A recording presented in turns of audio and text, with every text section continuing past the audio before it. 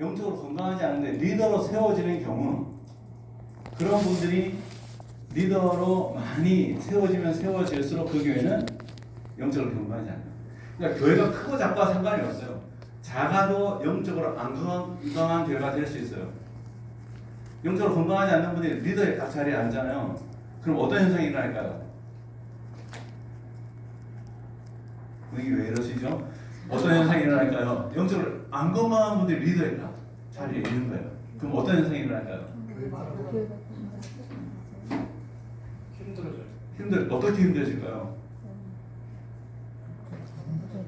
어떤 문제가 딱 있을 때 영적으로 건강하다는 게 뭐죠? 하나님에 대한 의존성이네. 의존성.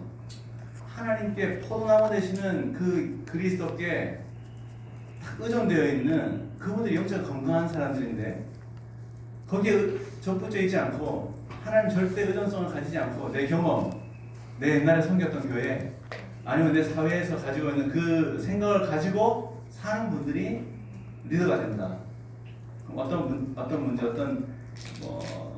해결을 해야 될, 넘어야 될 산들을 만날 때마다 자기 경험들을 얘기하기 시작하는 거예요. 예전 교회 얘기를 하기 시작하는 거예요. 하나님 무슨 말씀하시나, 성경에서 어떤 얘기를 하시나 관심이 없어요. 내 경험을 따라, 내 사회에서의 경험을 따라. 예를 들어 어떤 사회에서 CEO로 계신 분이 교회 리더가 됐다.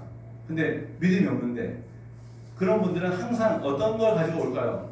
무슨 사회에서는 이렇게 합니다. 경영자들은 이렇게 합니다. 그러면 어떤 문제를 풀 수가 없어요. 계속 다투게 됩니다. 그러니까 영적으로 건강하지 않은 구조가 되는 거예요.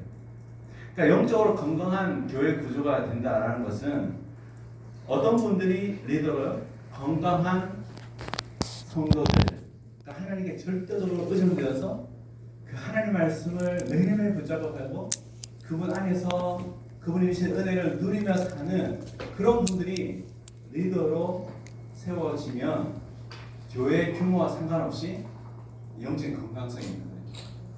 그런 교회는요, 성도들이 행복합니다. 새로 온 새가족 초신자들이 영적으로 어려서 다툴 때는 교회가 문제가 되지 않아요. 영적 어릴 때는 다툴 수밖에 없죠. 아이들을 키워보면 다투잖아요. 똑같습니다. 그런데 영적으로 어린 아이에 해당하는 분들이 리더가 되어버리면, 리더들이 다투면 어떻게 될까요? 교회 전체가 어려워져요.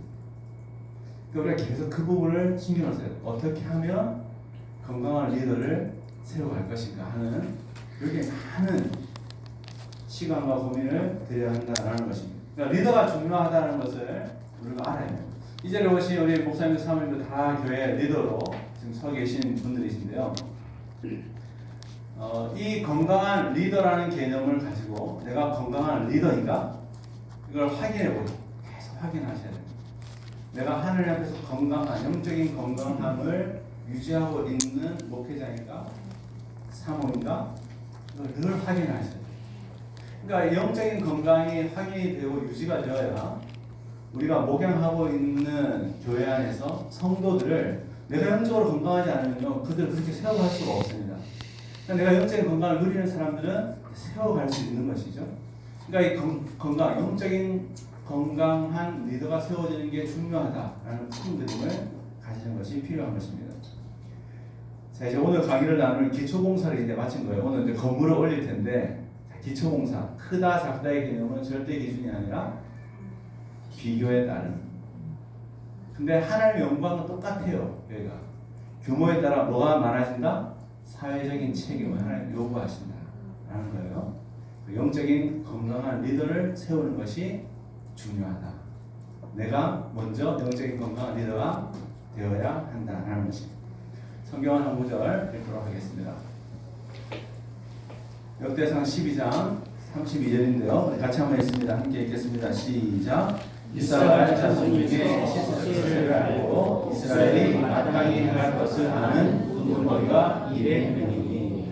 여러분, 여기 보시면 하나님이 다윗을 왕으로 세우실 때의 시대의 흐름을 알고 이스라엘이 마땅히 행할 바를 아는 리더들이 있었다고 합니다. 리더들에 대한 이야기를 하고 있는 것이에요.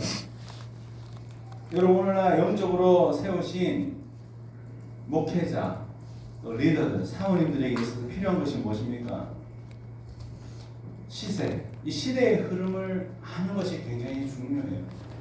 어떤 분들은 시대의 흐름이 뭐가 필요할까?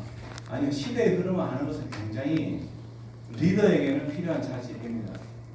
시세를 알고 뿐만 아니라 그냥 시대의 흐름을 알고 그 시대의 흐름을 따라 그냥 막 가라는 거예요. 막 똑같이 가라는 게 아니죠. 왜 시대의 흐름을 알 필요가 있을까요?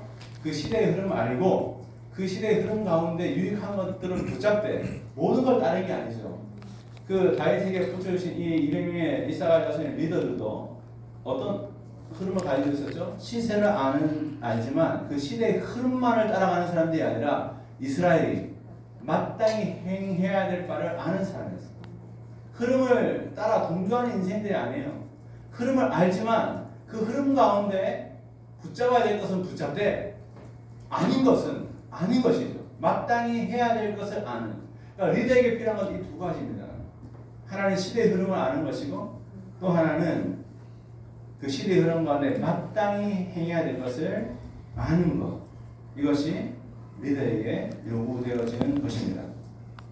우리가 이 시대의 흐름을 알고 마땅히 행해야 될 것을 아는 이 흐름을 가지는 데 있어서 어떤 것들은 가치 중립적인 것들이 있어요. 오늘 우리가 나중에 몇 가지 좀 나눌 텐데 누구의 손에 쓰이냐에 따라 선하게 쓸 수도 있고 악하게 쓸 수도 있는 가치 중립적인 것이죠.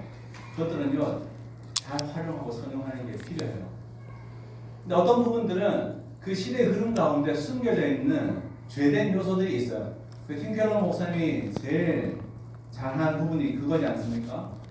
그 문화적인 내러티브 안에 숨겨진 우상들, 하나님 자리에 앉아있는 그것들을 드러내어서 그걸 배격하는, 그걸 쫓지 않도록 만드는 것, 그 지혜죠. 그러니까 필요한 부분들은 붙잡되 아닌 부분들은 드러내어서 배격하는 것이 필요하다라는 것이, 때로 내가 본질에서 벗어나 있는 부분들을 발견하게 되면 돌아가는 것입니다. 아마 내일 독서 토론과 또 발표회 때 이런 내용을 중심으로 제가 다루는 것을 알고 있어요. 한국교회 트렌드 2024 그 내용을 가지고도 그 트렌드를 보고 트렌드를 따라가자가 아닐 겁니다. 그 중에 우리가 알고 잘 선정해야 될 것이 있을 것이고요. 어떤 건요, 그 흐름 가운데 우리가 따르지 않고 오히려 그 안에 위험한 요소들을 드러내어서 성도들이 그 흐름으로 갈 때 어떻게 도와줘야 될까 하는 부분들을